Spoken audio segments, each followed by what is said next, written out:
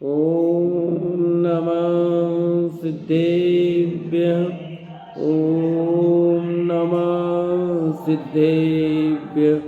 ॐ नमः सिद्धेभ्यः। ॐ जय जय जय। नमोस्तु नमोस्तु नमोस्तु। नमो अर्यन्ताणं नमो सेद्धाणं नमो ऐर्याणं नमो वज्रायाणं नमो लोहे सवसावनं। मंगलम भगवान वीरो मंगलम गौतमो गणी मंगलम कुंद कुंदारो जैन धर्मोस्तु मंगलम सर्वमंगलम मांगल्यम सर्वकल्याणकारकम प्रदानम सर्वधर्माणां जैनम जयतु शासनम जैनम जयतु शासनम। बोलिए जिनवाणी मात की जय हो। बोलिए सरस्वती मात की जय हो। सला का पुरुष ग्रंथ और अपनी कहानी पार्श्वनाथ भगवान की दीक्षा कल्याण की चल रही है और केवल ज्ञान कल्याणक होने वाला है जल्दी से और मोक्ष कल्याणक। कल अपनी बात हो गई थी, उनका आहार हो गया था। किसके यहाँ हुआ था आहार? किसके घर हुआ था? ब्रह्मदत्त राजा के घर। किसके यहाँ हुआ था? ब्रह्मदत्त राजा ने पार्श्वनाथ को सर्वप्रथम आहार दान दिया था। उसके आगे की कहानी अपन पढ़ते हैं। सर्वप्रथम मूलम खेट नगर के ब्रह्मदत्त राजा ने उन मुनिराज को आहार दान दिया और धन्य हो गए। शरीर और आत्मा की भिन्नता जानने वाले तथा शत्रु एवं मित्र में संभाव रखने वाले वे पार्श्व मुनिराज अंतर में बारंबार शुद्धोपयोग द्वारा निज रूप को ध्याते थे और अतीन्द्रिय आनंद का अनुभव करते थे। कौन? पार्श्वनाथ मुनिराज भी।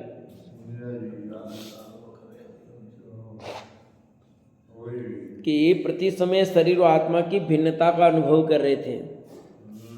देह भिन्न है, आत्मा भिन्न है, दोनों न्यारे न्यारे हैं। भले एक साथ रहते हैं, एक जगह रहते हैं, पर ये बात अपनी समझ में आ सकती है। हम तो बच्चों को सुबह आज क्लास में भी ये बात बताई, उन बच्चों को समझ में आता है, नहीं आता ऐसा नहीं है। छोटे बच्चे पर उनको और जल्दी समझ में आता है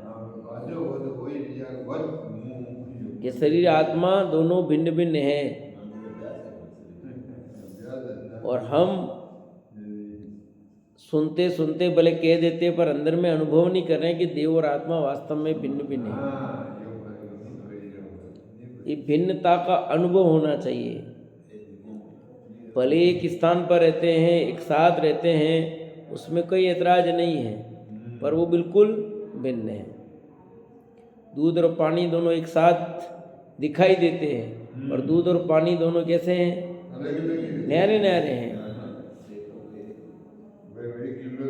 तो वहाँ अनुभव करना पड़ता है कि नहीं करना पड़ता है? तो ऐसे यहाँ अनुभव करना पड़ेगा। जब एक और संवर देव भयंकर द्वेष पूर्वक उपसर्ग कर रहा था और दूसरी ओर धनेन्द्र तथा पद्मावती भक्ति भाव पूर्वक प्रभु की सेवा शुश्रूषा में लगे थे, तब मुनिराज पार्श्वनाथ दोनों के प्रति संभाव रखकर आत्म ध्यान में लीन थे। वे तो दोनों से परे अपनी चैतन्य साधना में ही तत्पर हैं। कौन? दो काम हो रहे थे एक साथ। क्या क्या हो रहे थे बताओ? एक तरफ उपसर्ग हो रहा है, दूसरा अच्छा कर रहा है। दोनों अपने अपने काम कर रहे हैं कि नहीं कर रहे? और तीसरा काम पार्श्वनाथ, तीन जने हैं, तीनों अपना अपना काम में लीन हैं। संवर अपना काम कर रहा है, दृढ़ पद्मावती अपना काम कर रहे हैं, पार्श्वनाथ अपना काम कर रहे हैं। कौन किसका काम कर रहा था बताओ? कौन किसका बुरा कर रहा था, कौन किसका भला कर रहा था? देखने में दिखाई देता है कि संवर बहुत बुरा कर रहा था, दंडन पद्मावती बहुत भला कर रहे थे, और पार्श्वनाथ तो अपने हाल में मस्ते को लेना देना नहीं। परंतु सब अपना अपना काम कर रहे हैं। वे तो दोनों से परे अपनी चेतन साधना में तत्पर है। परिणामों को क्षण भर में बदला जा सकता है। क्रोध कहीं आत्मा का स्वभाव नहीं है कि वह नित्य स्थिर रहे। उस क्रोध से भिन्न ज्ञान स्वरूप आत्मा है। कौन आत्मा है? ज्ञान स्वरूप आत्मा कौन है?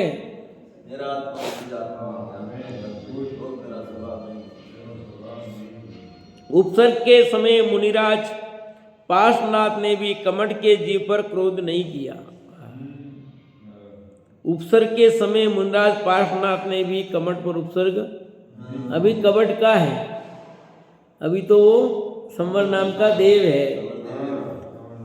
क्या पार्श्वनाथ संवर नाम के देव को रोक नहीं सकते थे? इतनी ताकत नहीं थी उनमें? थी। तीर्थंकर की ताकत तो इंद्रों से कई गुना ज्यादा होती है। ठीक है, इंद्र से भी ज्यादा होती है। रोकना क्या मामूली बात था, पर उन्हें रोकना थोड़ी था। यदि रोकने का भाव आता तो क्या होता पता है आपको? उन्हें केवल ज्ञान नहीं होता, केवल ज्ञान होता ही नहीं, क्योंकि गुणस्थान गिर जाता। श्रेणी नहीं मान सकते थे यदि ये विकल्प आता।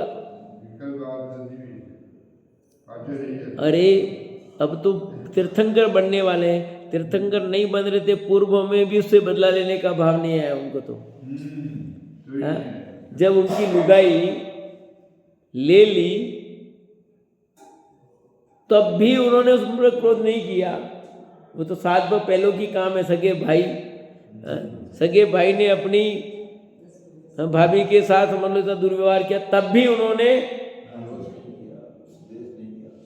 तो अब तो तीर्थंकर बनने वाले हैं,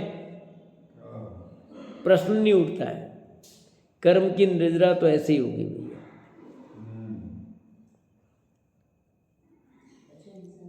धर्मेंद्र ने कहा, केवल ज्ञान की महिमा अद्भुत है। हे देव, आप समर्थ हो, हम आपकी रक्षा करने वाले कौन होते हैं? प्रभु, आपके प्रताप से हमें धर्म प्राप्त हुआ और आपने संसार के घोर दुखों से हमारी रक्षा की है। प्रभु, आपके सानिध्य की महिमा परम्पार है। जो भी आपकी शरण में आता है वह कभी न कभी परमात्मा बन जाता है। इस प्रकार स्तुति की। भगवान को केवल ज्ञान होने पर इंद्रों ने आकर भगवान की पूजा स्तुति के पश्चात आश्चर्यकारी दिव्य समस्वरण की रचना की। जीवों के समूह प्रभु का उपदेश सुनने के लिए आने लगे। हो गया केवल कल्याणक। आया समझ में? अभी तो मुंडास थे और इतनी देर में केवल ज्ञान हो गया, काम हो गया। धर्मेंद्र कह रहे हैं, प्रभु हम क्या आपकी रक्षा करें, आपने हमारी रक्षा की है। आप तो सबके रक्षक हो, आपकी रक्षा करने का भाव हमें आया है, पर हम क्या आपकी रक्षा करें? हमारे में क्या सामर्थ्य है? हमारे से अधिक शक्तिशाली तो आप हो। शरीर की दृष्टि से देखे तो भी ज्यादा शक्तिशाली है। हाँ प्रभु, आपके प्रताप से हमें धर्म लाभ प्राप्त हुआ है। आपने संसार के घोर दुखों से हमारी रक्षा की। आपने तो और आपकी संगति में जो आएगा वो भगवान बन जाएगा।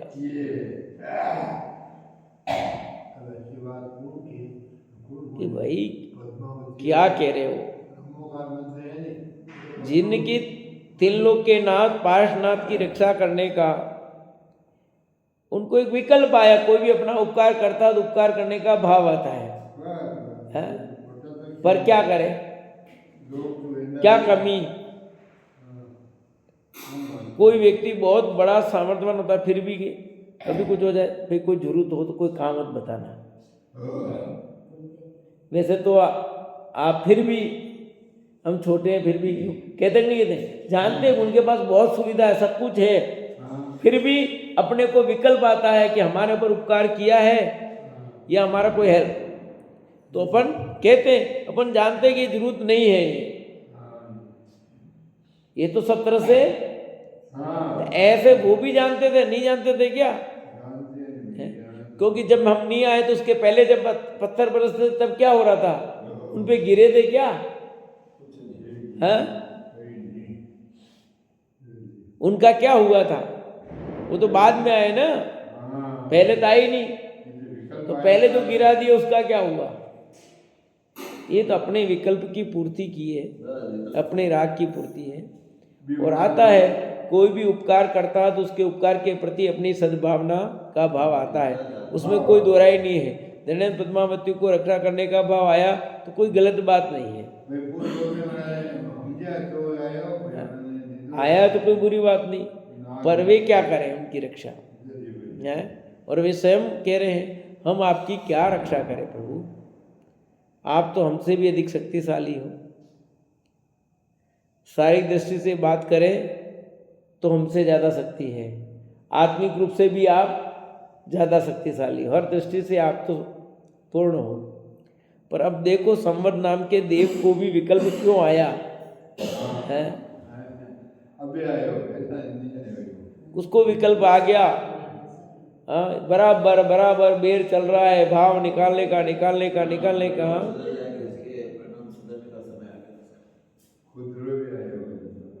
उसको जब पता है ये तिल्लुक के नाथ, संवर भी तब्दी ज्ञानी था,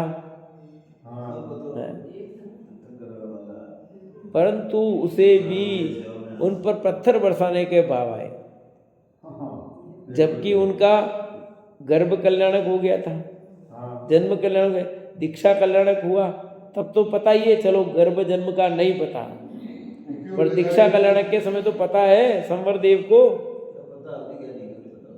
है। उस समय वो उस पर्याय में था, अब तो देव की पर्याय में, दीक्षा कल्याणक के समय तो संवर देव ही था।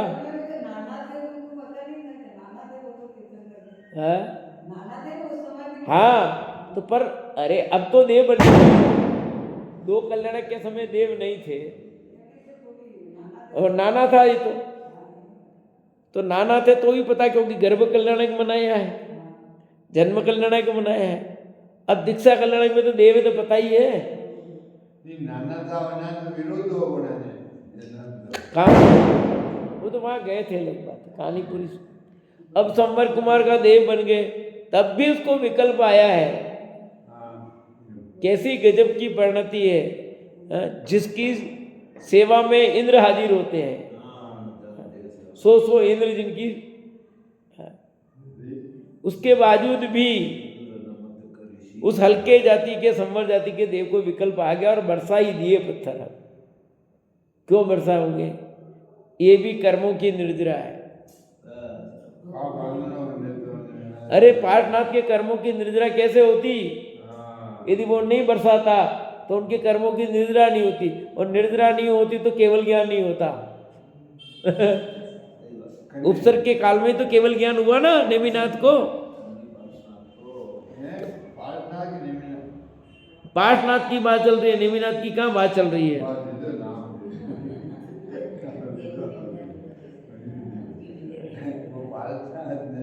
देखो भाई पार्शनाथ की बात चल रही है। धर्मेंद्र ने कहा केवल ज्ञान की महिमा तो अद्भुत है, हे देव आप समर्थ हो, हम आपकी रक्षा करने वाले कौन होते हैं? प्रभु आपके प्रताप से हमें धर्म प्राप्त हुआ, आपने संसार के घोर दुखों से हमारी रक्षा की है। प्रभु आपके सानिध्य की महिमा परम्पार है, जो भी आपकी शरण में आता है वह कभी न कभी परमात्मा बन जाता है। इस प्रकार स्तुति की भगवान को केवल ज्ञान होने पर इंद्रों ने आकर भगवान की पूजा स्तुति के पश्चात आश्चर्यकारी दिव्य समस्मरण की रचना की। जीवों के समूह प्रभु का उपदेश सुनने के लिए आने लगे। यह सब आश्चर्यजनक घटना देखकर संवर देव के भाव भी बदल गए। किसके भाव बदल गए? केवली प्रभु की दिव्य महिमा देखकर उससे श्रद्धा जागृत हुई। जब होनार बलि होगी तभी तो आएगा, जब तक समझ में नहीं आने का योग हो तो कैसे आएगा।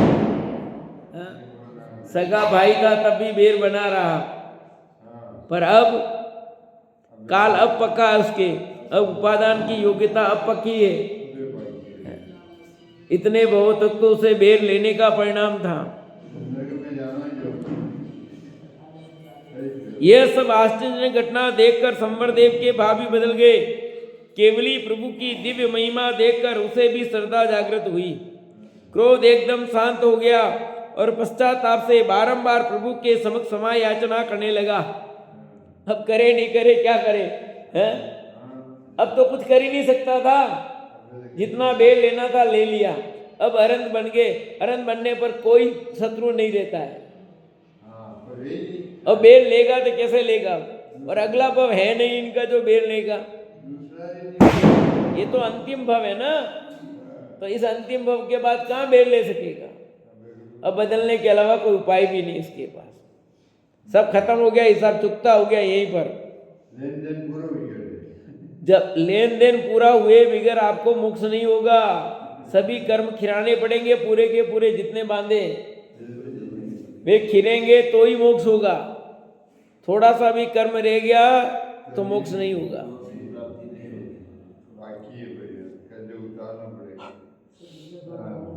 लास्ट में भी लोग पूर्ण समुद्गात होकर सब हिसाब चुकता करेंगे। प्रभु के समक्ष क्षमा याचना करने लगा। हे देव मुझे क्षमा करो, मैंने अकारणी आपके ऊपर महान उपसर्ग किया, तथापि आपने किंचित मात्र क्रोध नहीं किया। कहाँ आपकी महानता और कहाँ मेरी अज्ञानता। कौन कह रहा है? संवरदेव कह रहा है। इंद्र भी भक्ति पूर्वक आपकी सेवा करते हैं। इतने समर्थ होने पर भी आपने मुझ पर क्रोध नहीं किया। मैंने अज्ञान पूर्वक क्रोध करके भव में आपके ऊपर एक तरफा उपसर्ग किए, जिससे मैं ही मान दुखी हुआ और नरकादि की घोर यातनाएं सहन की मैंने। नरक में गया तब भी अवधि ज्ञान तो था।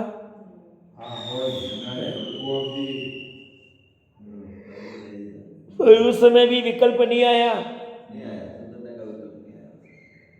कि आगे बेर नहीं लूं, इतना कष्ट पाया है मैंने, मेरे उसका फल मुझे नरक मिल रहा है, तो भी उसके परिणाम नहीं सुधरे थे। इसलिए 3 बार नरक गया कि नहीं गया, 5वां 6वां 7वां।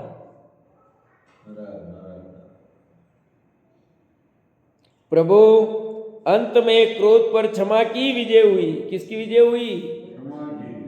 क्षमा की विजय होती है। क्षमा बड़न को चाहिए, छोटन को उत्पात। क्षमा वीरस्य भूषणम, क्षमा वीरों का आभूषण का है। पर यहाँ क्या लगता है? क्षमा कर दिया मतलब कमजोरी लगती है। कमजोरी नहीं है, क्षमा कर देना बहुत बड़ी विशेषता है। कि वो तो कर रहा है, करने दो, अपने क्षमा कर दिया। वो ऐसा कर रहा है फिर भी कि करने दो। कि कितनी बार? 1 बार छोड़ दिया, 2 बार छोड़ दिया, 3 बार छोड़ दिया, बार बार थोड़ी छोड़ा जाएगा। फिर तो जवाब देना ही पड़ेगा। क्या नहीं देना पड़ेगा? नहीं तो मूर्ख समझेंगे लोग अपने को। समझने दो ना, दुनिया क्या समझती है कोई फर्क नहीं पड़ता है भैया। तेरा फर्क तेरे से पड़ता है, अपने परिणामों से अपना फर्क पड़ता है, दूसरों के परिणामों से नहीं।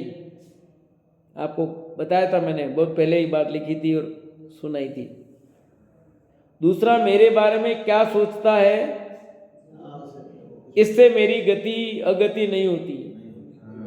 मेरे परिणाम क्या चल रहे हैं, इससे मेरी गति अगति होनी है। आप मेरे बारे में कितना ही अच्छा सोचोगे तो मेरे को सुगति नहीं हो जाएगी। आप मेरे बारे में बहुत बुरा भी सोचोगे तो मेरी कुगति नहीं होगी। मेरे अंदर के परिणाम कैसे चल रहे हैं, उस परिणाम के अनुसार मेरी गति होने वाली है। अपनी गति को सुधारना है, अपने परिणामों को सुधारो। वस्तु में हेर फेर करने की जरूरत ही नहीं है। वस्तु तो जैसी है वैसी है। किसको बदलोगे आप? किस को बदलोगे? और किसको बदल सकते हो क्या? कोई आपके चाहने से कोई बदल जाएगा? हम कोशिश करते हैं पर कुछ नहीं बदलता भैया। मैंने पूरी कोशिश की पर वो तो बिल्कुल, अरे भैया तुम्हारे चाहने से नहीं होता कुछ। तुम्हें भ्रम हो गया है कि कैसे नहीं, मैंने किया, मैं ऐसा किया, मैं वहाँ गया, मैंने ऐसा किया तब जाके सब हुआ। यदि मैं नहीं जाता तो कैसे हो जाता, या मैं नहीं जाती तो कैसे हो जाता? कि तेरे जाने और नहीं जाने से नहीं हुआ है, वो होना था तो हो गया बस। उस समय कोई न कोई निमित्त बन जाएगा, वैसा सहज रूप से वैसा निमित्त बन जाएगा और वो कार्य हो जाएगा। हे देव मुझे क्षमा करो, मैंने अकारण ही आपने ऊपर महान उपसर्ग किया, तथापि आपने किंचित मात्र क्रोध नहीं किया। कहाँ आपकी महानता और कहाँ मेरी अज्ञानता? कौन कह रहा है?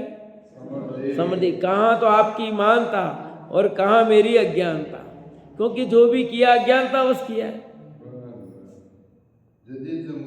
इंद्र भी भक्तिपूर्वक आपकी सेवा करते हैं, इतने समर्थ होने पर भी आपने मुझ पर क्रोध नहीं किया। मैंने अज्ञान पूर्वक क्रोध करके भव में आपके ऊपर एक तरफा उपसर्ग किए, जिससे मैं ही महान दुखी हुआ और नरकादि की घोर यातनाएं सहन की। प्रभु अंत में क्रोध पर क्षमा की विजय हुई। अब मैंने क्षमा धर्म की महिमा को जाना। कौन से धर्म की महिमा को? क्षमा धर्म की महिमा को जाना। मेरा आत्मा उपयोग स्वरूप है, वह इस क्रोध से भिन्न है। उपयोग में है, क्रोध में। समय सार की गाथा है। उपयोग क्रोध में नहीं, क्रोध उपयोग में नहीं, है ना। ऐसा आपके प्रताप से समझा हूं। कौन कह रहा है? समरदेव। इस प्रकार कमट का जीव धर्म को प्राप्त हुआ और भगवान की भक्ति करने लगा। अब बदल गया। अरे समोसरण में कौन नहीं बदलेगा बताओ? कोई विरोधी रह ही नहीं सकता। जहाँ सर्प और नेवला साथ बैठते हो, गाय और शेर एक साथ एक जगह रहते हो, वहां पर मनुष्य का कैसे बैर रह सकता है बताओ? और अब रख करके करेगा कि अभी भगवान बन गए, उनसे बदला कैसे ले सकता है?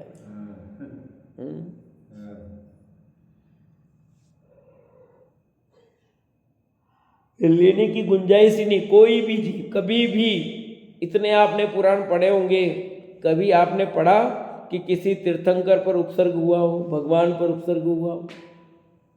जो तीर्थंकर कहा जाता है वो मुनि अवस्था की बात बताइए। जितनी भी तीर्थंकर तो बाद में हुए, पर वो तीर्थंकर के रूप में ही चला देते हैं, गर्भ कल्याणक से ही। इसलिए भले, पर सचमुच तीर्थंकर पर एक भी उपसर्ग भगवान पर कभी नहीं हुआ, न होगा। आपने जितने भी सुने होंगे वो मुनि अवस्था के उपसर्ग हैं। भगवान पर कभी भी, जो केवल ज्ञान हो गया, केवल ज्ञान होने के बाद किसी भी, चाहे वो तीर्थंकर हो चाहे सामान्य केवली हो, क्या फिर हाँ, चाहे वो तीर्थंकर केवली हो, सामान्य केवली भी होगा तो भी नहीं हो सकता। समोसरण में इतने केवली साथ में है दूसरे, पर कोई उन पर उपसर्ग नहीं कर सकता। यानी अनंत भगवान पर कोई भी उपसर्ग नहीं कर सकता। शॉर्ट में कहे तो आगे बात समझ में लेता। केवल ज्ञान में नहीं हुए, लेकिन पूर्व अवस्था में भी थोड़ी भी तीर्थंकर और जीव रहे। मुनि अवस्था में हो सकता ना, हुए ना उदाहरण। अरे वो थोड़ी असर तो किसके हुआ नहीं उससे लेने में, उपसर्ग कर सकता है, ये बात चल रही है।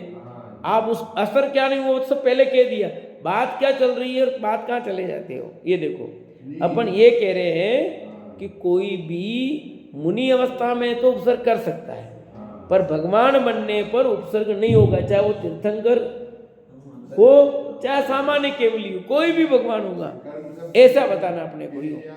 हाँ बस देखो और क्या कहते हैं, भगवान को केवल ज्ञान होने पर इंद्रों ने आकर भगवान की पूजा स्तुति के पश्चात आश्चर्यकारी दिव्य समस्वरण की रचना की। जीवों के समूह प्रभु का उपदेश सुनने के लिए आने लगे। यह सब आश्चर्यजनक घटना देखकर संवर देव के भी भाव बदल गए। केवली प्रभु की दिव्य महिमा देखकर उसे भी श्रद्धा जागृत हुई, क्रोध एकदम शांत हो गया। पश्चाताप से बारंबार प्रभु के समक्ष क्षमा याचना करने लगा। हे देव मुझे क्षमा करो, मैंने अकारण आपके ऊपर महान उपसर्ग किया, तथापि आपने किंचित मात्र क्रोध नहीं किया। कहाँ आपकी मानता और कहाँ मेरी अज्ञानता। इंद्र भी भक्तिपूर्वक आपकी सेवा करते हैं, इतने समर्थ होने पर भी आपने मुझ पर क्रोध नहीं किया। मैंने अज्ञानपूर्वक क्रोध करके भव में आपके ऊपर एक तरफा उपसर्ग किए, जिससे मैं ही महान दुखी हुआ, नरकादि की घोर यातना सहन की। प्रभु अंत में क्रोध पर क्षमा की ही विजय हुई। अब मैंने क्षमा धर्म की महिमा को जाना। कौन से धर्म को? मेरा आत्मा उपयोग स्वरूप है, वह इस क्रोध से भिन्न है, ऐसा आपके प्रताप से समझाऊं। इस प्रकार कमठ का जीव धर्म को प्राप्त हुआ और भगवान की भक्ति करने लगा। समस्वरण में विराजमान तीर्थंकर भगवान की शोभा आश्चर्यकारी थी। किसकी? कौन? पार्श्वनाथ भगवान। वहां दिव्य सिंहासन होने पर भी भगवान उसका स्पर्श किए बिना अधर आकाश में अंतरिक्ष में विराजते थे। समोसरण में है, सब कुछ है, पर वे उस सिंहासन को स्पर्श नहीं करते, अधर रहते, 4 अंगुल ऊंचे। क्यों नहीं करते ऐसा? ऐसा क्यों होगा? ये ऑटोमेटिक व्यवस्था, ठीक है, किसी की कराई नहीं। इससे सिद्ध हो रहा है कि रंच मात्र भी परिग्रह उनके नहीं है। भले समोसरण की रचना है, उनसे उनका कुछ लेना देना नहीं, भले निमित्त वो बने हैं, निमित्त तो वही है, पर उनको उससे राग नहीं है। उदय तो उनके ही है, तीर्थंकर प्रकृति नाम कर्म का उदय तो उनके ही है, जिसके कारण समोसरण की रचना हुई है। बाकी केवली और है, उनके नहीं हुई है, तो भी उदय है, पर राग नहीं है उनका। क्या फर्क है इसमें? जैसे ये घड़ी मुझे पुण्य की वजह से मिली, पर इसके प्रति मेरा क्या है? राग है। ये कपड़े मिले हमें पुण्य के, परंतु इसके प्रति क्या है? राग है। तो पुण्य के उदय से सामग्री मिलना अलग बात है, उसके प्रति राग करना अलग बात है। तो हम बिना राग के रह सकते हैं कि? हाँ, रह सकते हैं। पुण्य के उदय में बहुत सामग्री मिलती है, पर उसके प्रति राग होना न होना या उसके प्रति आसक्ति होना न होना अलग बात है। जैसे सर्वार्थ सिद्धि में जो देव है, उनको पुण्य के उदय में सामग्री कम थोड़ी मिलती है, पर उसके प्रति वो क्या है? राग तो है, पर आसक्ति नहीं है, आसक्ति नहीं है बहुत, इसलिए अगले भाव में मोक्ष चले जाते हैं। इतनी भोग सामग्री है, वो उनको उनकी मजबूरी है भोगना वहां, पर आसक्ति नहीं है, भोगना मजबूरी है। और भोगते भी क्या है? तत्व चर्चा करते हैं 24 घंटा। क्या भोगते हैं समझो, ठीक है? न तो कहीं पंचकलाणक में जाते हैं, न नंदनवन जाते हैं, न कहीं नहीं जानते। वो तो वे एक ही काम करते हैं ज्यादातर। क्या करते हैं? तत्व चर्चा, तत्व चर्चा, तत्व चर्चा, तत्व चर्चा। दिन भर ये कैसे कर सकते हैं? अरे 1 दिन नहीं, 2 दिन नहीं, 3 दिन नहीं, 1 साल नहीं, जिया जी ऐसे ऐसे असंख्यातों वर्ष 33 सागर माने असंख्यातों वर्ष तक तत्व चर्चा। और अपन 1 घंटा भी स्वाध्याय पूरा नहीं सुनते, पौन घंटा भी पूरा नहीं, उसमें से 5-10 मिनट इधर लेट इधर जल्दी, यूँ सब कट जाता है अपना। तो 15-20 मिनट मुश्किल से रह जाए तो ठीक है। और वे कितना, ये सीखने जैसी चीज़ है ना हमारे लिए कि जिनवाणी का श्रवण चिंतन मनन कैसे किया जा सकता है, कैसे तत्व को ग्रहण किया जा सकता है। तत्व ही मुख्य है, बाकी सब चीज़ें तो क्या है, दम नहीं है। 5 इंद्रिय के विषय भोग की सामग्री का मिलना ये कोई खास बड़ी बात नहीं है। इससे भी बड़ी बड़ी सामग्री मिली है, जो कुछ भी आपके पास है मेरे पास है, इससे भी कोई गुना बढ़िया बढ़िया मिला है। कितना बड़ा महल मिला है, कुछ महल नहीं है, ये मकान ये गाड़ी, परंतु इसमें दम क्या है। अभी एक भूकंप आया, सब समझ आओगे अंदर में, सब सामग्री खत्म, बाढ़ आ गई, भयंकर कुछ हो गया ठीक, और कोई हो गया उलट पुलट। तो कितने प्राकृतिक प्रकोप हो रहे हैं अभी, और होंगे, सब समेटे जाएंगे कि नहीं जाएंगे। ऑटोमेटिक व्यवस्था है सब। समस्रण में विराजमान तीर्थंकर भगवान की शोभा आश्चर्यकारी थी। वहाँ दिव्य सिंहासन होने पर भी भगवान उसका स्पर्श किए बिना अधर आकाश में अंतरिक्ष विराजते थे। अंतरिक्ष बैठे भगवान जगत को यह संदेश दे रहे थे कि पुण्य फल से प्राप्त यह सिंहासन आत्मा के लिए अपद है। क्या कहा? पुण्य के फल से प्राप्त यह सिंहासन आत्मा के लिए अपद है। पर पद कल आया था ना छडाला में, अंतिम छंद, रचो पर पद। क्या रखा है पर पद में? ये मेरा पद नहीं है, पर पद है, अपद है।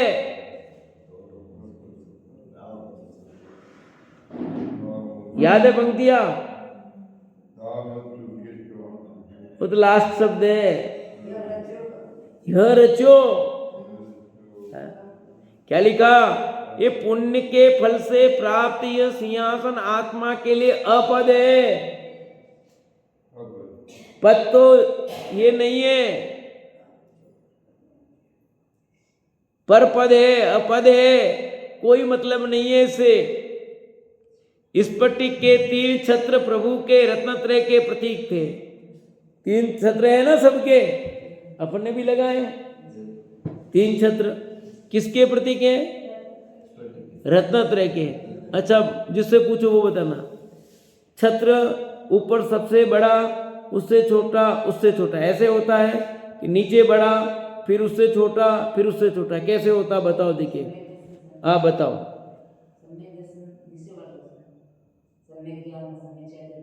मैंने क्या पूछा? मैंने प्रश्न क्या पूछा? कौन सम्यक समय ज्ञान समय चारित्रिक का सूचक, ये नहीं पूछा। मैंने पूछा 3 छत्र जो लगे होते हैं उन छत्रों के बारे में बताओ। नीचे बड़ा होता है, फिर छोटा यूं, या ऊपर बड़ा फिर उससे छोटा फिर उससे छोटा, कैसे होता है ये बताओ। हाँ अच्छा, अब बताओ, आप बताओ। नहीं पता, बताओ लता। मम्मी ने कहा वो ठीक, आप बताओ। क्या करते हो? रोज मंदिर में आते हो तो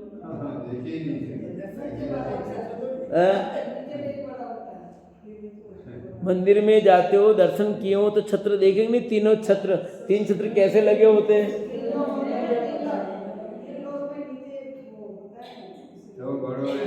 कैसे लगे 3 छत्र? यूं, ऊपर छोटा, बीच में उससे बड़ा, फिर उससे बड़ा, यूं है कि पहले नीचे बड़ा छोटा, फिर उससे बड़ा, फिर उससे बड़ा, कैसे? ऐसे सबसे ऊपर माथे के ऊपर जो है, सबसे पहले ऊपर जो अपन लटका रहे वो बड़ा होता है ना, अब छोटा, फिर उससे बड़ा, फिर उससे बड़ा, ऐसा। आपका क्या है? हाँ हाँ, उससे बड़ा। आपके भी ऐसा ही है, आपके भी ऐसा ही है, आपके।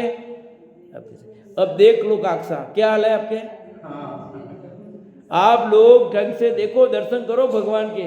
सबसे पहले छोटा होता है, फिर उससे बड़ा, फिर उसे भगवान के माथे पर होता है, वो सबसे बड़ा होता है, छोटा नहीं होता है। हाँ, ये भगवान के दर्शन करते हो, छतरे देख रही नहीं ढंग से, इतने दिन से दर्शन करते हो, देख लो नीचे जाके।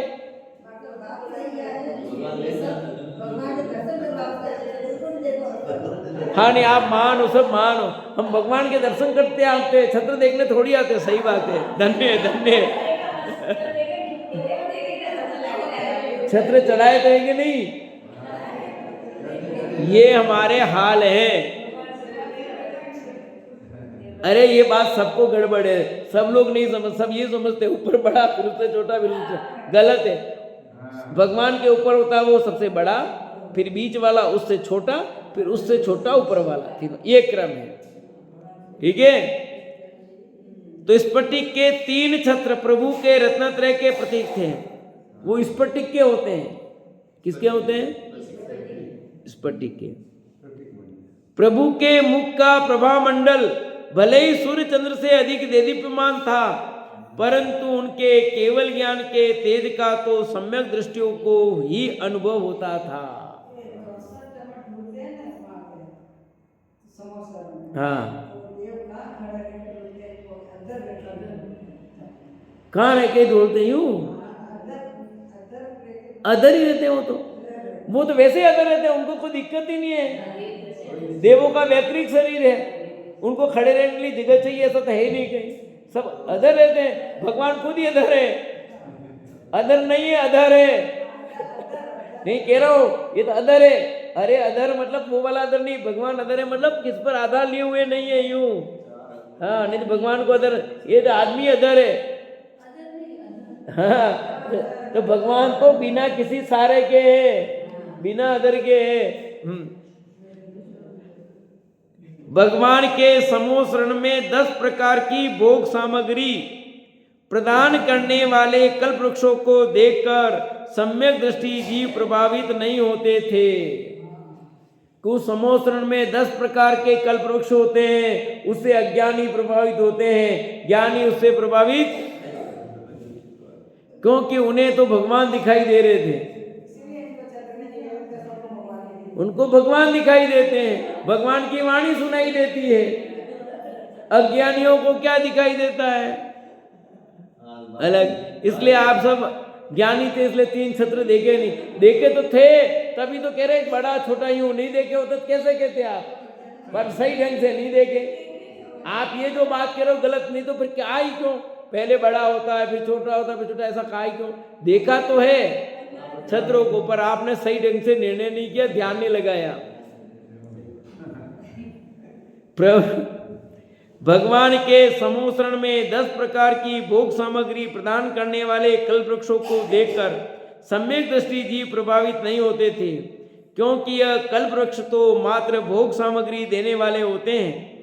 सर्वज्ञ देव तो स्वयं ऐसे कल्प वृक्ष हैं कि जिनसे सम्यक दर्शन आदि चैतन्य रत्नों की प्राप्ति होती है। यहाँ कौन से रत्न मिलते हैं? सम्यक दर्शन का रत्न मिल रहा था। उन कल्प वृक्षों वाली भोग सामग्री से क्या करना, क्योंकि समोसरण में लाभ लेने किसका गए थे?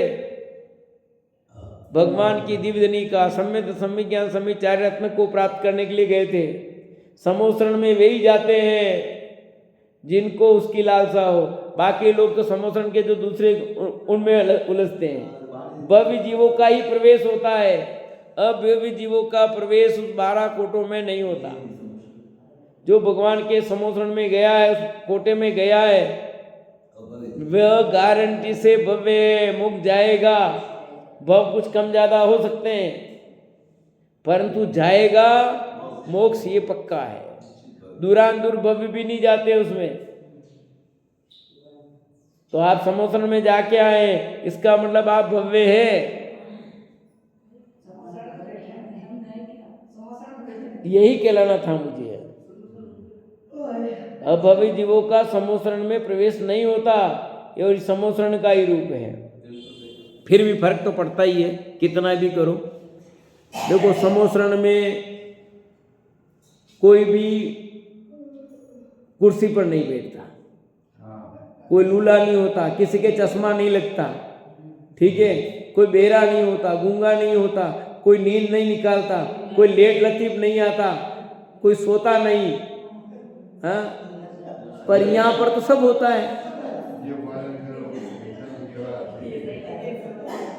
क्योंकि हमें समोसरण का रूप लगा नहीं। इसलिए समोसरण का रूप लग जाए तो हमारे भी जीवन में भी बदल जाएगा। मैं अभी 2-4 दिन पहले विचार करता आ रहा था, अपन रोज भगवान के समोसरण में जा रहे हैं तो अपना पैर क्यों ठीक नहीं हो रहा है? समोसरण में जाते पेट ठीक हो जाता है। ये समोसरण का रूप नहीं है, पर तू मानता कहाँ है? तेरे अंदर में भी वह बात बन जाएगी कि सचमुच ये समोसरण रूप है, क्या नहीं होगा, तेरे परिणाम बदल जाएंगे। फिर आप कैसे लेट आओगे बताओ, फिर आप कैसे नींद निकालोगे, फिर कैसे आप गड़बड़ी करोगे कुछ। साक्षात भगवान विराजमान, उनकी वाणी कर रही है ऐसा आपको लगेगा, फिर आप कैसे गड़बड़ करोगे? होगा ही नहीं। पर आपके परिणाम वैसे ही नहीं, अपने परिणाम वैसे ही नहीं। ठीक है, जा रहे हैं, किसका? पंडित जी का प्रवचन है, ठीक है, जाएंगे 10-15 मिनट बाद, आराम जाएंगे। फिर बैठे कैसे भी बैठे हैं, कहीं भी बैठे हैं, बैठने का भी सही हमारा सलूक नहीं होता है, कहाँ बैठे, कितना दूर बैठे, कितना, कोई सिस्टम नहीं है। इसलिए हमारे वे परिणाम नहीं होने के कारण हमको वो लाभ भी नहीं होता। बहुत फर्क पड़ता है अपने परिणामों का। आपके परिणामों के अनुसार बहुत कुछ परिवर्तित होता है। आप पॉजिटिव सोचो पॉजिटिव, नेगेटिव सोचोगे नेगेटिव तो नेगेटिवता आएगी, है ना। इसलिए सकारात्मक सोचो, सही दिशा में सोचो, सब अच्छा होता है।